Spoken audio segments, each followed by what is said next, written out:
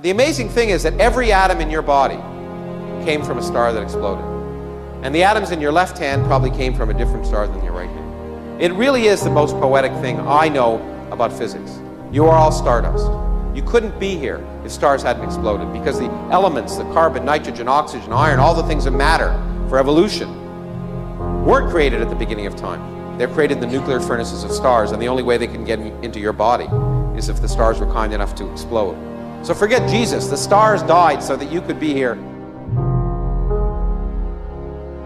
The knowledge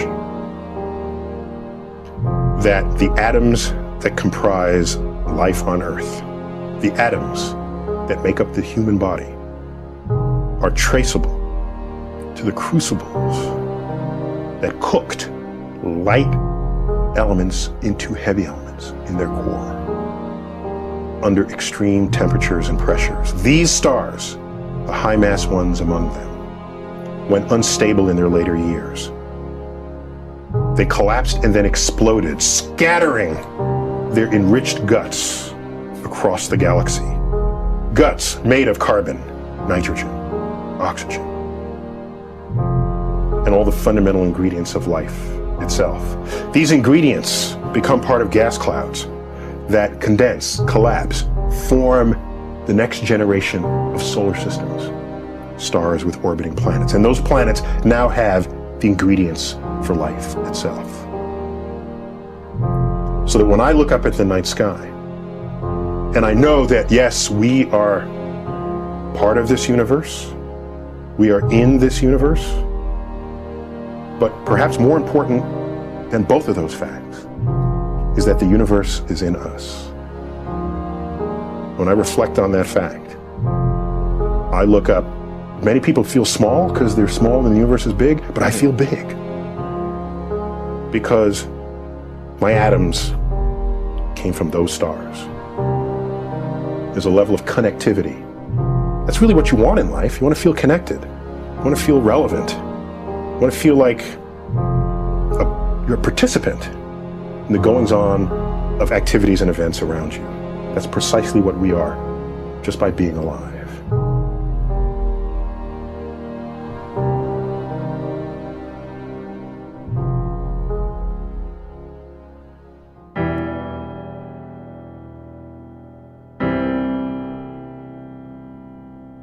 Once we overcome our fear of being tiny, we find ourselves on the threshold of a vast and awesome universe that utterly dwarfs, in time, in space, and in potential, the tidy anthropocentric proscenium of our ancestors.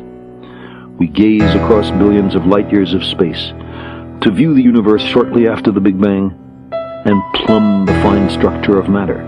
We peer down into the core of our planet and the blazing interior of our star.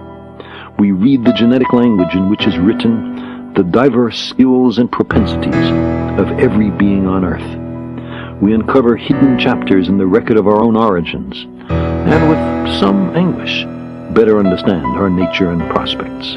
We invent and refine agriculture, without which almost all of us would starve to death.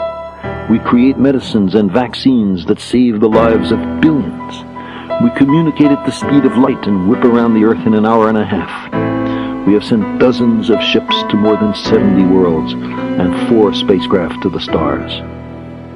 We are right to rejoice in our accomplishments, to be proud that our species has been able to see so far, and to judge our merit, in part, by the very science that has so deflated our pretensions.